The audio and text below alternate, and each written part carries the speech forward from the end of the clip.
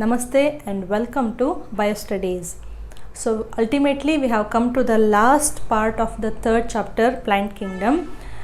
ಈ plant Kingdom ಅನ್ನುವಂತಹ ಚಾಪ್ಟರ್ನಲ್ಲಿ ನಾವು 5 ಟೈಪ್ಸ್ ಆಫ್ ಪ್ಲಾಂಟ್ಸ್ಗಳ ಬಗ್ಗೆ ಸ್ಟಡಿ ಮಾಡಿದ್ವಿ. ಯಾವ್ಯಾವುದು? Algae, bryophytes, pteridophytes, gymnosperms and angiosperms. ಹೌದಾ? Now after studying all these 5 different types of plants, starting from the simplest plant ಯಾವುದು? Algae. So ಈ ಆಲ್ಗೆ ಅನ್ನುವಂತಹ ಸಿಂಪಲ್ ಪ್ಲ್ಯಾಂಟ್ಸ್ಗಳಿಂದ ಸ್ಟಾರ್ಟ್ ಮಾಡಿ ಪೂರ್ತಿಯಾಗಿ ವಿಕಸನವನ್ನು ಹೊಂದಿರುವಂತಹ ಹೈಯರ್ ಪ್ಲ್ಯಾಂಟ್ಸ್ ಯಾವ್ಯಾವುದು? ಎಂಜಿಯೋಸ್ಪರ್ಮ್ಸ್ ಮತ್ತು ಜಿಮ್ನೋಸ್ಪರ್ಮ್ಸ್ಗಳ ಬಗ್ಗೆ ಸ್ಟಡಿ ಮಾಡಿದ ಮೇಲೆ now we have come to the clear picture of the generalized life cycle of a plant. So ಈ ಸಸ್ಯಗಳು ಸಾಮಾನ್ಯವಾಗಿ ಯಾವ ರೀತಿಯಾದಂತಹ ಲೈಫ್ ಸೈಕಲನ್ನು, ಜೀವನ ಚಕ್ರವನ್ನು ಹೊಂದಿರ್ತವೆ ಅಂತ ನಮಗೆ ಒಂದು ರಫ್ ಆಗಿ ಒಂದು ಕಾನ್ಸೆಪ್ಟ್ ಅರ್ಥ ಆಗಿದೆ. ಹೌದಾ? Now in this video we will study about the life cycle of plants in detail. So ಈ ಸಸ್ಯಗಳ ಲೈಫ್ ಸೈಕಲ್ ಹೆಂಗಿರುತ್ತೆ ಅಂತ ಡಿಟೇಲ್ ಆಗಿ ನಾವು ಈ ವಿಡಿಯೋದಲ್ಲಿ ಸ್ಟಡಿ ಮಾಡೋಣ. ಈ ಲೈಫ್ ಸೈಕಲನ್ನು ಸ್ಟಡಿ ಮಾಡೋದಕ್ಕಿಂತ ಮುಂಚೆ ನಿಮಗೆ ಹೆಪ್ಲಾಯ್ಡ್ ಆ್ಯಂಡ್ ಡಿಪ್ಲಾಯ್ಡ್ಗಳ ಕರೆಕ್ಟ್ ಮೀನಿಂಗ್ ಅರ್ಥ ಆಗಿರಬೇಕು, ಮತ್ತು ಮೈಟೋಸಿಸ್ ಮತ್ತು ಮಿಯೋಸಿಸ್ ಕಾನ್ಸೆಪ್ಟು ಕ್ಲಿಯರ್ ಆಗಿರಬೇಕು. ಅದನ್ನು ಸ್ವಲ್ಪ ಇಲ್ಲಿ ನಾವು ಕ್ವಿಕ್ಕಾಗಿ ತಿಳ್ಕೊಂಬಿಡೋಣ. ಈ ಹೆಪ್ಲಾಯ್ಡ್ ಆ್ಯಂಡ್ ಡಿಪ್ಲಾಯ್ಡ್ ಕಂಡೀಷನ್ ಅಂತಂದರೆ ನಮಗೆ ಗೊತ್ತಿದೆ. ಹೆಪ್ಲಾಯ್ಡ್ ಅಂತಂದರೆ ಸಿಂಗಲ್ ಸೆಟ್ ಆಫ್ ಕ್ರೋಮೋಸೋಮ್ಸ್ ಇರುತ್ತೆ, ಡಿಪ್ಲಾಯ್ಡ್ ಅಂತಂದರೆ 2 ಸೆಟ್ ಆಫ್ ಕ್ರೋಮೋಸೋಮ್ಸ್ ಇರುತ್ತೆ. ಹೌದಾ? ಈ ಹೆಪ್ಲಾಯ್ಡ್ ಅನ್ನುವಂತಹ ಏನು ವರ್ಡ್ ಇದೆಯಲ್ಲ, this word is usually referred for a gamete. ನಾವು ಲಿಂಗಾಣುಗಳನ್ನು ಹೇಳಬೇಕಾದ್ರೆ ಅವು ಯೂಶ್ವಲಿ ಹೆಪ್ಲಾಯ್ಡ್ ಇರ್ತವೆ ಅಂತ ಹೇಳ್ತೀವಿ. So haploid word we use it for the gamete ಅಥವಾ ಗ್ಯಾಮೆಟೋಫೈಟ್. ಗ್ಯಾಮೆಟೋಫೈಟ್ ಅಂತಂದರೆ ಏನು? ಗ್ಯಾಮೆಟ್ಸ್ಗಳನ್ನು ಪ್ರೊಡ್ಯೂಸ್ ಮಾಡುವಂತಹ ಸ್ಟ್ರಕ್ಚರ್ಸ್. ಹೌದಾ? ಡಿಪ್ಲಾಯ್ಡ್ ವರ್ಡನ್ನು we usually refer it with respect to the zygote and sporophyte. So ಈ 2n ಡಿಪ್ಲಾಯ್ಡ್ ನಂಬರನ್ನು ನಾವು ಝೈಗೋಟನ್ನು ರಿಪ್ರೆಸೆಂಟ್ ಮಾಡಲಿಕ್ಕೆ ಅಥವಾ ಸ್ಪೋರೋಫೈಟಿಕ್ ಸ್ಟೇಜನ್ನು ರಿಪ್ರೆಸೆಂಟ್ ಮಾಡಲಿಕ್ಕೆ ಯೂಸ್ ಮಾಡ್ತೀವಿ. So remember, gametophytic word is with a haploid number and zygote and sporophytic stage name is with a diploid number. ಇದು ಒಂದು ಕಾನ್ಸೆಪ್ಟ್. ಇನ್ನೊಂದೇನು ಅಂತಂದರೆ ಈ mitosis and meiosis. Mitosis and meiosis. ಹೌದಾ? ನಾ what are these mitosis and meiosis? If you take the plant body or in general plant and animal body, ಇಲ್ಲಿ 2 ರೀತಿಯಾದಂತಹ ಸೆಲ್ಸ್ಗಳನ್ನು ನಾವು ಕಾಣ್ಬೋದು. ಒಂದು ಹೆಪ್ಲಾಯ್ಡ್ ಸೆಲ್ಸು ಮತ್ತು ಒಂದು diploid cells. Okay? Ultimately all the living organisms, the body is composed of cell. ಹೌದಾ? ಜೀವವಿರುವಂತಹ ಎಲ್ಲ ವಸ್ತುಗಳ ದೇಹ ರಚನೆ ಎದರಿಂದ ಅದು ರಚನೆ ಆಗಲ್ಪಟ್ಟಿದೆ? ಅದು ಜೀವಕೋಶಗಳಿಂದ. ಈ ಜೀವಕೋಶಗಳು ಅಂತಂದರೆ ನಾವು ಕಲ್ತಿದ್ದೀವಿ ಅದು ಹೆಪ್ಲಾಯ್ಡ್ ಜೀವಕೋಶ ಇರ್ಬೋದು ಮತ್ತು ಡಿಪ್ಲಾಯ್ಡ್ ಜೀವಕೋಶ ಇರ್ಬೋದು ಅಂತ. ಹೌದಾ? ಈ ಸೆಲ್ ಏನಿದೆಯಲ್ಲ, ಜೀವಕೋಶ ಇದೆಯಲ್ಲ, ಇದು ಗ್ರೋತ್ ಆಗ್ತಾ ಆಗ್ತಾ ಕೋಶ ವಿಭಜನೆ, ಸೆಲ್ ಡಿವಿಷನ್ನ ಆಗಿ ಸೆಲ್ ಡಿವಿಷನ್ನಿಂದ ಒಂದು ದೇಹವನ್ನು ಅದು ರಚನೆ ಮಾಡುತ್ತೆ. ಈ ಸೆಲ್ ಡಿವಿಷನ್ ವರ್ಡ್ ಇದೆಯಲ್ಲ, ಕೋಶ ವಿಭಜನೆ ವರ್ಡ್ ಇದೆಯಲ್ಲ, ಈ ಸೆಲ್ ಡಿವಿಷನ್ನು 2 ರೀತಿಯಾಗಿ ಆಗ್ಬೋದು. ಒಂದು ಮೈಟೋಸಿಸ್ ಅಥವಾ ಇನ್ನೊಂದು ಮಿಯೋಸಿಸ್. ಓಕೆ? ಏನಪ್ಪ ಇದು ಬೇಸಿಕ್ ಡಿಫ್ರೆನ್ಸ್ ಏನು ಅಂತಂದರೆ, ಒಂದು ಸೆಲ್ ಇರೋದು ಮೈಟೋಸಿಸ್ ಆಯಿತು ಅಂತಂದರೆ ಅಲ್ಲಿ ಕ್ರೋಮೋಸೋಮ್ ನಂಬರು ಸೇಮ್ ಉಳಿಯುತ್ತೆ. ಫಾರ್ ಎಕ್ಸಾಂಪಲ್, ಯಾವುದೋ ಒಂದು ಜೀವಿನಲ್ಲಿ ಅದರ ಜೀವಕೋಶದಲ್ಲಿ ಒಂದು 4 ನಂಬರ್ ಆಫ್ ಕ್ರೋಮೋಸೋಮ್ಸ್ ಇದ್ದಾವೆ. ಓಕೆ? ಸೊ ಈ ಸೆಲ್ಲು ಮೈಟೋಸಿಸ್ ಆಯಿತು ಅಂತಂದರೆ ಮುಂದೆ ಬರುವಂತಹ ಏನು ಡಾಟರ್ ಸೆಲ್ಸ್ ಇದಾವಲ್ಲ, ಇಲ್ಲಿಯೂ ಕೂಡ ನಂಬರ್ ಸೇಮ್ ಉಳಿಯುತ್ತೆ. ಅಂದರೆ 4 ಇರೋದು 4 ಆಗೇ ಉಳಿಯುತ್ತೆ. ಓಕೆ? ಅಥವಾ ಈ ಜೀವಕೋಶದಲ್ಲಿ 8 ನಂಬರ್ ಆಫ್ ಕ್ರೋಮೋಸೋಮ್ಸ್ ಇತ್ತು ಅಂದರೆ ಆ ಸೆಲ್ಲು ಡಿವಿಷನ್ ಆಯಿತು, ಮೈಟೋಸಿಸ್ ಆಯಿತು ಅಂದರೆ ಇಲ್ಲಿ ಮುಂದೆ ಬರುವಂತಹ ಡಾಟರ್ ಸೆಲ್ಸ್ನಲ್ಲೂ ಕೂಡ the chromosome number will be 8. So in case of mitosis the chromosome numbers remain same. Okay? ಅದನ್ನೇ ನೀವು ಮಿಯೋಸಿಸ್ನಲ್ಲಿ ತೊಗೊಂಡ್ರೆ the chromosome number will be reduce to half of the number. So ಇಲ್ಲಿ ಎಕ್ಸಾಕ್ಟ್ಲಿ ಕ್ರೋಮೋಸೋಮ್ ನಂಬರು ಹಾಫ್ ಆಗುತ್ತೆ.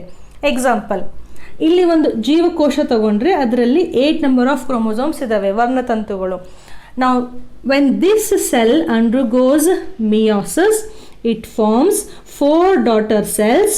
Okay? ನಾವು chromosome number ಹೆಂಗೆ ಬರಿಬೇಕು ಇವಾಗ ಹಾಫ್ ಅಂತ ಹೇಳಿದ್ದೀನಿ. ಸೊ 8ರ ಅರ್ಧ 8ದ ಹಾಫ್ ತೊಗೊಂಡ್ರೆ ಎಷ್ಟಾಯಿತು 4 ಆಯಿತು. ಸೊ ಇಲ್ಲಿ ಮುಂದೆ ಬರುವ ಎಲ್ಲ ಡಾಟರ್ ಸೆಲ್ಸ್ಗಳಲ್ಲಿ ಕ್ರೋಮೋಸೋಮ್ ನಂಬರು 4 ಆಗೇ ಉಳಿಯುತ್ತೆ. ಸೊ ಈ ಕಾನ್ಸೆಪ್ಟ್ ನಿಮಗೆ ಕರೆಕ್ಟಾಗಿ ಅರ್ಥ ಆಗಬೇಕು. ಮೈಟೋಸಿಸ್ ಆಯಿತು ಅಂದರೆ ಒಂದು ಸೆಲ್ನಿಂದ 2 ಡಾಟರ್ ಸೆಲ್ಸ್ ಫಾರ್ಮ್ ಆಗ್ತವೆ. ಅದೇ ಮಿಯೋಸಿಸ್ ಆಯಿತು ಅಂದರೆ ಒಂದು ಸೆಲ್ನಿಂದ 4 ಡಾಟರ್ ಸೆಲ್ಸ್ ಅಲ್ಲಿ ಫಾರ್ಮ್ ಆಗ್ತವೆ. And in case of mitosis the number remains the same, and in case of meiosis the number will be exactly reduced to the half of its number. ಸರಿನಾ? So ಇದು ಅರ್ಥ ಆದಮೇಲೆ ಒಂದು haploid number word, ಒಂದು diploid. ಹೌದಾ? Haploid and diploid. ಈ usually haploid ಅಂತಂದರೆ one set of chromosome. ಈ ಒನ್ ಸೆಟ್ ಆಫ್ ಕ್ರೋಮೋಸೋಮ್ ನಮಗೆ ಎಲ್ಲಿ ಕಂಡು ಬರುತ್ತೆ? ಗ್ಯಾಮೆಟ್ಸ್ಗಳಲ್ಲಿ ಕಂಡು ಬರುತ್ತೆ. ಹೌದಾ?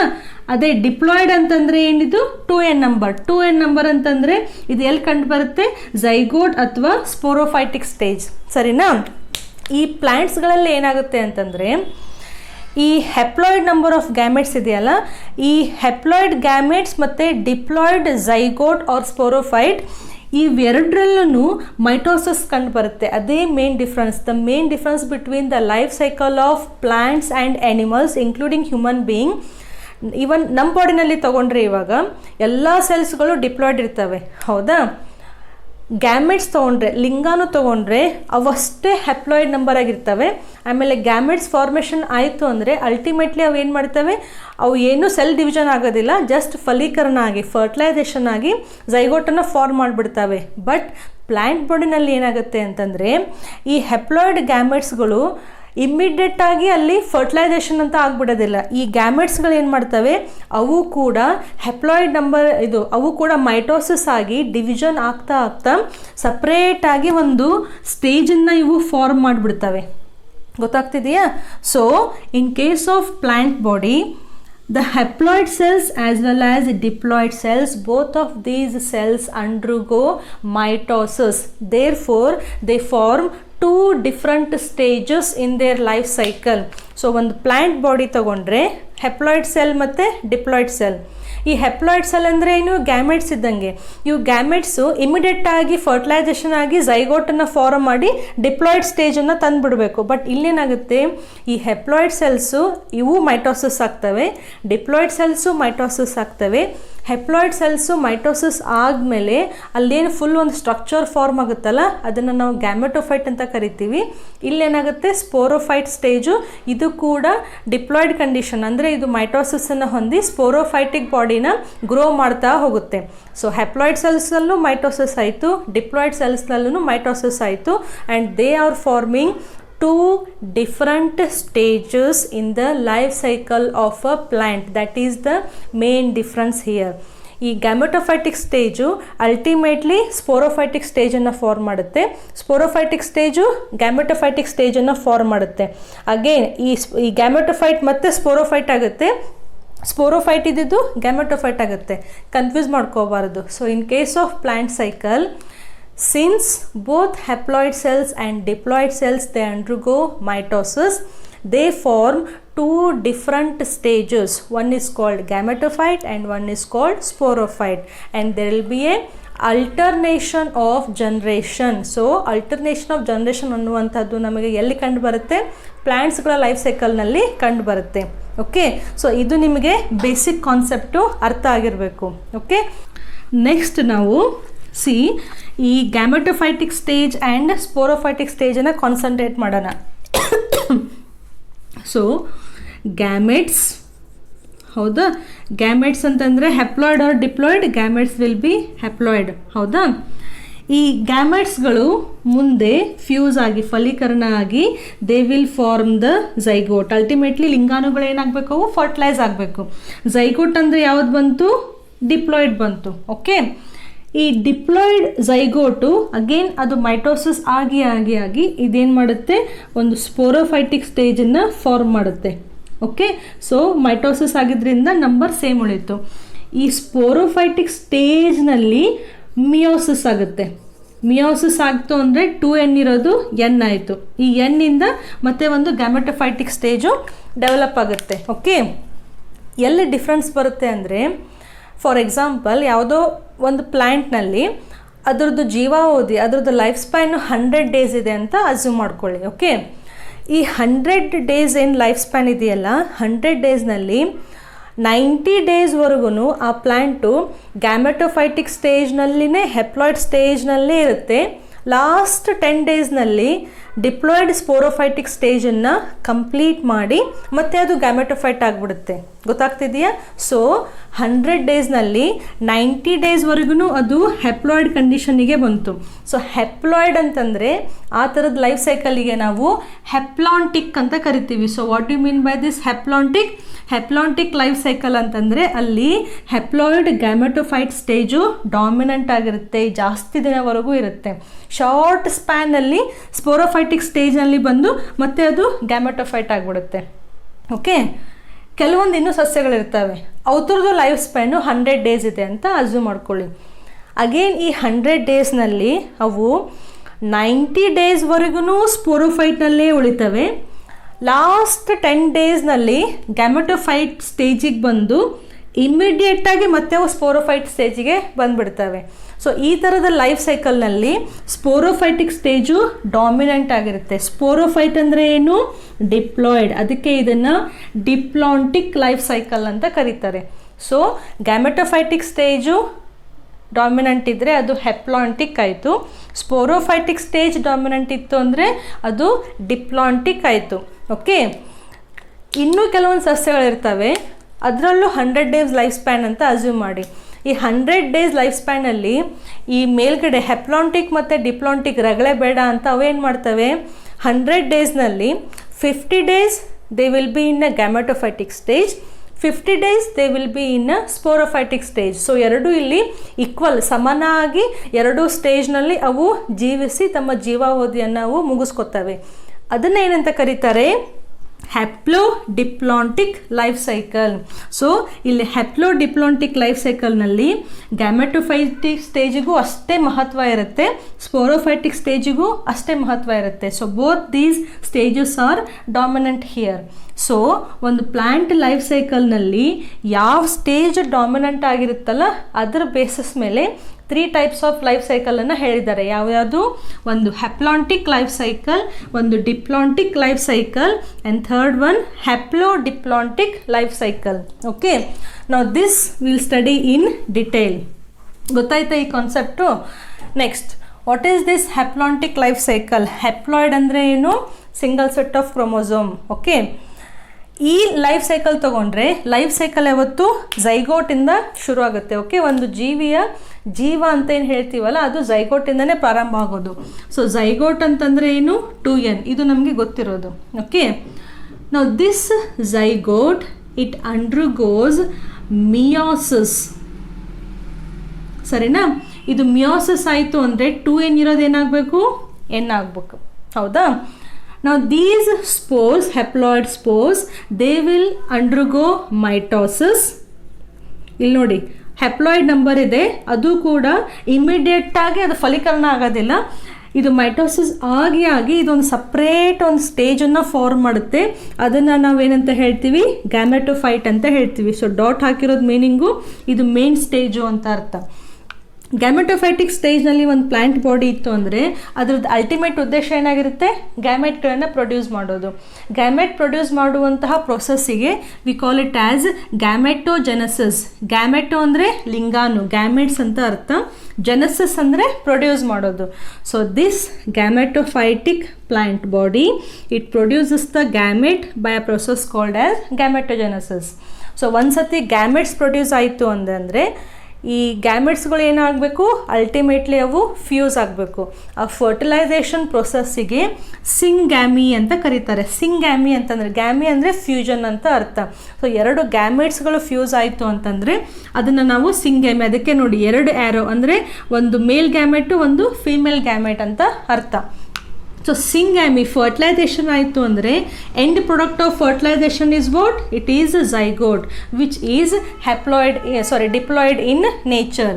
ಸೊ ಇಲ್ಲಿ ಸ್ಪೋರ್ಸು ಮೈಟೋಸಿಸ್ ಆಗಿ ಗ್ಯಾಮೆಟೋಫೈಟಿಕ್ ಸ್ಟೇಜನ್ನು ಫಾರ್ಮ್ ಮಾಡಿದರೆ, ಗ್ಯಾಮೆಟೋಫೈಟಿಕ್ ಸ್ಟೇಜ್ ಅಂದರೆ ಅದು ಮತ್ತೆ ಹೆಪ್ಲಾಯ್ಡ್. 2 ರೀತಿಯಾಗಿ ನೆನ್ಪಿಟ್ಕೋಬಹುದು. ಹೇಗೆ? ಒಂದು ಗ್ಯಾಮೆಟ್ ಅಂತ ವರ್ಡ್ ಇದ್ದರೆ ಅದು ಹೆಪ್ಲಾಯ್ಡ್ ಆಗಿರುತ್ತೆ ಅಂತ ನೆನ್ಪಿಟ್ಕೋಬೋದು, ಅಥವಾ ಹೆಪ್ಲಾಯ್ಡ್ ಸ್ಪೋರ್ಸಿಂದ ಮೈಟೋಸಿಸ್ ಆಗ್ತಾ ಇದೆ ಅಂದರೆ ಕ್ರೋಮೋಸೋಮ್ ನಂಬರು ಇಲ್ಲಿ ಹೆಪ್ಲಾಯ್ಡ್ ಆಗಿ ಉಳಿಯುತ್ತೆ ಅಂತ ಆ ರೀತಿಯೂ ನೀವು ನೆನ್ಪಿಟ್ಕೋಬೋದು. ಸೊ ನೀವು ಕೌಂಟ್ ಮಾಡಿದರೆ 2n ಇಲ್ಲಿ ಒಂದೇ ಸ್ಟೇಜ್ನಲ್ಲಿ ಆಯಿತು, ಬಟ್ n ಇಲ್ಲಿ ಡಾಮಿನೆಂಟ್ ಸ್ಟೇಜ್ನಲ್ಲಿ ಆಯಿತು, ಜಾಸ್ತಿ ಆಯಿತು. So in this type of life cycle the diploid stage is very less, limited, but majority ಯಾವುದು dominant ಯಾವುದು gametophytic. So this type of life cycle is called as haplontic. Haplo refers to haploid number of chromosome. So ಇಲ್ಲಿ the gametophytic stage is photosynthetic and it is free living. ಅದು ಆರಾಮವಾಗಿ ತನ್ನ ಆಹಾರವನ್ನು ತಾನೇ ತಯಾರಿಸ್ಕೊಂಡು ಎಷ್ಟೋ ದಿನಗಳವರೆಗೂ ಆ ಪ್ಲ್ಯಾಂಟು ಗ್ಯಾಮೆಟೋಫೈಟಿಕ್ ಸ್ಟೇಜ್ನಲ್ಲೇ ಇರುತ್ತೆ. ಆಮೇಲೆ ಕ್ವಿಕ್ಕಾಗಿ ಅದು ಗ್ಯಾಮೆಟನ್ನು ಪ್ರೊಡ್ಯೂಸ್ ಮಾಡಿ ಝೈಗೋಟನ್ನು ಪ್ರೊಡ್ಯೂಸ್ ಮಾಡಿ ಮತ್ತೆ ಅದು ಹೆಪ್ಲಾಯ್ಡ್ ಸ್ಟೇಜಿಗೆ ಬಂದುಬಿಡುತ್ತೆ. ಇಲ್ಲಿ ಎಕ್ಸಾಂಪಲ್ಸ್ ಯಾವ್ಯಾವು ಅಂತಂದರೆ the algal species, especially Volvox, Spirogyra, I hope you remember all these words, Spirogyra and certain species of Chlamydomonas. ಇದೆಲ್ಲ ವರ್ಡ್ಸು ನಾವು ಆಲ್ಗೆನಲ್ಲಿ ಕಂಡಿದ್ವಿ, ಹೌದಾ? So the algal plant bodies, they represent the haplontic type of life cycle where the dominant phase is gametophyte. ಇದ್ರದ್ದು exactly opposite ಯಾವುದು? Diplontic life cycle. Diploid ಅಂದರೆ ಏನು? 2n number. 2n ನಂಬರಲ್ಲಿರುತ್ತೆ, ಸ್ಪೋರೋಫೈಟ್ನಲ್ಲಿರುತ್ತೆ. So ಯಾವುದು ಡಾಮಿನೆಂಟ್ ಆಯಿತು? ಸ್ಪೋರೋಫೈಟಿಕ್ ಸ್ಟೇಜು ಡಾಮಿನೆಂಟ್ ಆಯಿತು. Life cycle ಎಲ್ಲಿಂದ start ಆಗಬೇಕು? ಝೈಗೋಟಿಂದ, ಹೌದಾ? ಝೈಗೋಟ್ ಅಂದರೆ 2n. Now this zygote, it undergoes mitosis. ಸರಿನಾ? ಮೈಟೋಸಿಸ್ ಆಯಿತು ಅಂದರೆ ನೆಕ್ಸ್ಟ್ ಬರುವಂತಹ ಸ್ಟೇಜ್ನಲ್ಲಿ ನಂಬರ್ ಏನಾಗಬೇಕು? ಸೇಮ್ ಇರಬೇಕು. Okay, and this stage V call it as sporophytic stage. Now this sporophytic stage, now it undergoes meiosis. So meiosis ಆಯಿತು ಅಂತಂದರೆ ಅಲ್ಲಿ ಗ್ಯಾಮೆಟೋಜೆನೆಸಿಸ್ ಆಗಿ ಗ್ಯಾಮೆಟ್ಸ್ಗಳ ಪ್ರೊಡಕ್ಷನ್ ಆಗುತ್ತೆ. ಸೊ 2n ಇರೋದು ಮಿಯೋಸಿಸ್ ಆಯಿತು ಅಂದರೆ ಇಲ್ಲಿ ಏನಾಯಿತು? ಹೆಪ್ಲಾಯ್ಡ್ ಆಯಿತು, ನಂಬರು n ಆಯಿತು. ಓಕೆ, n ಗ್ಯಾಮೆಟ್ಸ್ ಹೆಪ್ಲಾಯ್ಡ್ ಇಲ್ಲಿ ಬಂದು ಅಂದರೆ ಅವು ಫ್ಯೂಸ್ ಆಗಿ ಫರ್ಟಿಲೈಸೇಷನ್ ಆಗಿ ಅದನ್ನು ನಾವು ಸಿಂಗ್ಯಾಮಿ ಅಂತ ಕರಿತೀವಿ. ಆಲ್ರೆಡಿ ಇಲ್ಲಿ ಸ್ಟಡಿ ಮಾಡಿದ್ದೀವಿ ಸಿಂಗ್ಯಾಮಿ ವರ್ಡು. ಈ ಗ್ಯಾಮೆಟ್ಸು ಫ್ಯೂಸ್ ಆಗಿ again they will form a diploid zygote. ಇಲ್ಲಿರೋದನ್ನು ಎಕ್ಸಾಕ್ಟ್ಲಿ ಇದು ಅಪೋಸಿಟ್ ಇಲ್ಲಿ. ಓಕೆ, ಸೊ ಇಲ್ಲಿ ನೋಡಿ 2n ಎಷ್ಟಿದ್ದಾವೆ? 2 ಇದ್ದಾವೆ. n ಎಷ್ಟಿದೆ? ಹೆಪ್ಲಾಯ್ಡ್ ಸ್ಟೇಜು ಒಂದೇ ಇದೆ. ಸೊ ಯಾವುದು ಜಾಸ್ತಿ ಆಯಿತು? ಡಿಪ್ಲಾಯ್ಡ್ ಸ್ಟೇಜ್ ಜಾಸ್ತಿ ಆಯಿತು. ಅದಕ್ಕೆ ಇದು ಯಾವುದು? Diplontic life cycle. ಸೊ ಇಲ್ಲೇನಾಗುತ್ತೆ? ಈ ಗ್ಯಾಮೆಟೋಫೈಟಿಕ್ ಸ್ಟೇಜ್ ಇದೆಯಲ್ಲ, ಇದು ತುಂಬ ಶಾರ್ಟ್ ಆಗಿರುತ್ತೆ. ಇಲ್ಲಿ ಡಿಪ್ಲಾಯ್ಡ್ ಕಂಡೀಷನ್ ತುಂಬ ಶಾರ್ಟ್ ಆಯಿತು, ಇಲ್ಲಿ ಹೆಪ್ಲಾಯ್ಡ್ ಕಂಡೀಷನ್ನು ತುಂಬ ಶಾರ್ಟ್ ಆಯಿತು. ಮಿಕ್ಕಿದ ಎಲ್ಲ ಟೈಮ್ನಲ್ಲೂ ಆ ಪ್ಲ್ಯಾಂಟು ಡಿಪ್ಲಾಯ್ಡ್ ಸ್ಪೋರೋಫೈಟಿಕ್ ಸ್ಟೇಜ್ನಲ್ಲಿ ಇರುತ್ತೆ. ಅದಕ್ಕೆ it is called as diplontic life cycle where the sporophytic stage is dominant and this sporophyte is photosynthetic and it is free living. Examples ಯಾವುದು ಅಂತಂದರೆ ಇಲ್ಲಿ gymnosperms and angiosperms. Gymnosperms and angiosperms. Okay, ಅದಕ್ಕೆ ನೋಡಿ ಜಿಮ್ನೋಸ್ಪರ್ಮ್ಸಲ್ಲಿ ನಾವು main plant body is sporophytic ಅಂತ ಕಲ್ತಿದ್ವಿ. Even in case of angiosperms the main plant body is sporophytic ಅಂತ ಕಲ್ತ್ವಿ. ಈ ಜಿಮ್ನೋಸ್ಪರ್ಮ್ಸ್ನಲ್ಲಿ ತೊಗೊಂಡ್ರೆ ಫುಲ್ ಪ್ಲ್ಯಾಂಟ್ ಸ್ಪೋರೋಫೈಟ್ ಆಗಿರುತ್ತೆ, but only reproductive structures mail cone ಮತ್ತು ಫಿಮೇಲ್ ಕೋಲ್ನಲ್ಲಿ ಮಾತ್ರ ಕೆಲವೊಂದು ಸೆಲ್ಸ್ಗಳು ಮಿಯೋಸಿಸನ್ನು ಆಗಿ ಅಲ್ಲಿ ಗ್ಯಾಮೆಟ್ಸ್ಗಳನ್ನು ಪ್ರೊಡ್ಯೂಸ್ ಮಾಡಿ ಆ ಗ್ಯಾಮೆಟ್ಸ್ ಇಮಿಡಿಯೇಟಾಗಿ ಅಲ್ಲಿ ಫ್ಯೂಸ್ ಆಗಿ ಅವು ಮತ್ತೆ ಏನಾಗ್ತವೆ? ಸ್ಪೋರೋಫೈಟಿಕ್ ಸ್ಟೇಜಿಗೆ ಡಿಪ್ಲಾಯ್ಡ್ ಕಂಡೀಷನಿಗೆ ಬಂದುಬಿಡ್ತವೆ. So in case of gymnosperms and angiosperms the main dominant plant body is sporophytic in condition, diploid in condition. Okay, next coming to haplodiplo. So 50% ಅವು ಗ್ಯಾಮೆಟೋಫೈಟಿಕ್ ಸ್ಟೇಜ್ನಲ್ಲಿ ಇರ್ತವೆ. ನೆಕ್ಸ್ಟ್ ರಿಮೈನಿಂಗ್ 50% ಸ್ಪೋರೋಫೈಟಿಕ್ ಸ್ಟೇಜಿಗೆ ಬಂದು ಅವು ತಮ್ಮ ಲೈಫ್ ಸೈಕಲನ್ನು ಮುಗಿಸ್ಕೊತವೆ. So again life cycle start with zygote. Zygote ಅಂದರೆ ಏನು? ಇದು diploid. Okay, now this diploid zygote it undergoes mitosis. So ಇಲ್ಲಿ ನೋಡಿ ಮೈಟೋಸಿಸ್ಸೇ ಆಗಿತ್ತು. ಸೊ ಮೈಟೋಸಿಸ್ ಆಗಿ ಸ್ಪೋರೋಫೈಟಿಕ್ ಸ್ಟೇಜ್ ಅಂದರೆ ಇದು ಡಿಪ್ಲಾಯ್ಡ್, ಯಾಕಂದರೆ ಮೈಟೋಸಿಸ್ ನಂಬರ್ ಸೇಮ್ ಉಳಿಯುತ್ತೆ. ನಾವು this sporophyte, it undergoes meiosis. Meiosis ಆಗಿ ಸ್ಪೋರ್ಗಳ ಪ್ರೊಡಕ್ಷನ್ ಮಾಡುತ್ತೆ. ಸ್ಪೋರ್ ಏನಾಯಿತು, ಮಿಯೋಸಿಸ್ ಆದಮೇಲೆ ಕ್ರೋಮೋಸೋಮ್ ನಂಬರ್ ಏನಾಗಬೇಕು, ಹಾಫ್ ಆಗಬೇಕು, ಹೆಪ್ಲಾಯ್ಡ್ ಆಯಿತು. ಈ haploid ಸ್ಪೋರ್ಸು again it undergoes mitosis to produce the gametophytic stage. So mitosis ಆಯಿತು ಅಂದರೆ ನಂಬರ್ ಏನು ಉಳಿಬೇಕು, ಸೇಮ್ ಉಳಿಯುತ್ತೆ. ಓಕೆ, ಗ್ಯಾಮೆಟೋಫೈಟಿಕ್ ಸ್ಟೇಜ್ ಅಲ್ಟಿಮೇಟ್ಲಿ ಏನನ್ನು ಪ್ರೊಡ್ಯೂಸ್ ಮಾಡಬೇಕು, ಗ್ಯಾಮೆಟ್ಸ್ಗಳನ್ನು ಪ್ರೊಡ್ಯೂಸ್ ಮಾಡಬೇಕು. ಯಾವ ಪ್ರೊಸೆಸ್ಸು, ಗ್ಯಾಮೆಟೋಜೆನಸಿಸ್. ಸೊ ಇಲ್ಲಿ ಮೇಲ್ ಗ್ಯಾಮೆಟ್ ಬರುತ್ತೆ, ಈ ಕಡೆ ಫಿಮೇಲ್ ಗ್ಯಾಮೆಟ್. ಸೊ ಗ್ಯಾಮೆಟ್ಸ್ ಅಂದರೆ ಅಗೇನ್ ಅವು ಏನು, ಅವು ಹೆಪ್ಲಾಯ್ಡ್. ಸೊ ಎರಡು ಸೇರಿದು ಅಂತಂದರೆ ಝೈಗೋಟ್ ಏನಾಗಬೇಕು, ಇಲ್ಲಿ ಫಲೀಕರಣ, ಫರ್ಟಿಲೈಸೇಷನ್, ಸಿಂಗ್ಯಾಮಿ ಆಯಿತು ಅಂದರೆ again there is a formation of diploid number of chromosomes. ಹೌದಾ? ಸೊ ಇಲ್ಲಿ ಲೈಫ್ ಸೈಕಲ್ ತೊಗೊಂಡ್ರೆ 2n ಸ್ಟೇಜಸ್ನಲ್ಲಿದೆ, ಝೈಗೋಟ್ ಸ್ಟೇಜ್ ಮತ್ತು ಸ್ಪೋರೋಫೈಟ್ ಸ್ಟೇಜ್. ಎನ್ ಯಾವ್ಯಾವ ಸ್ಟೇಜ್ನಲ್ಲಿದೆ, ಅಗೇನ್ ಸ್ಪೋರ್ ಸ್ಟೇಜ್ ಮತ್ತು ಗ್ಯಾಮೆಟೋಫೈಟಿಕ್ ಸ್ಟೇಜ್. ಸೊ ಇಲ್ಲಿ ಎಕ್ಸಾಕ್ಟ್ಲಿ ಹಾಫ್ ಆಗಿಬಿಡ್ತು. Okay, so this type of life cycle we call it as haplodiplontic life cycle where both the phases are dominant. This type of life cycle is seen in Diya. ಯಾಕೆ ಚಿರಾತಿಯಮ್ಮ, ಸುಮ್ಮನೆ ಆಟಾಡಕ್ಕೆ ಏನು ತಗೋತಿದೀಯಾ ನೀನು? ಯಾಕೆ ಚೀರಿಸ್ತೀಯಪ್ಪಿ? ನನ್ನ ದಿವಸನೂ temper ಜಾಸ್ತಿ ಮಾಡತ್ತಿ.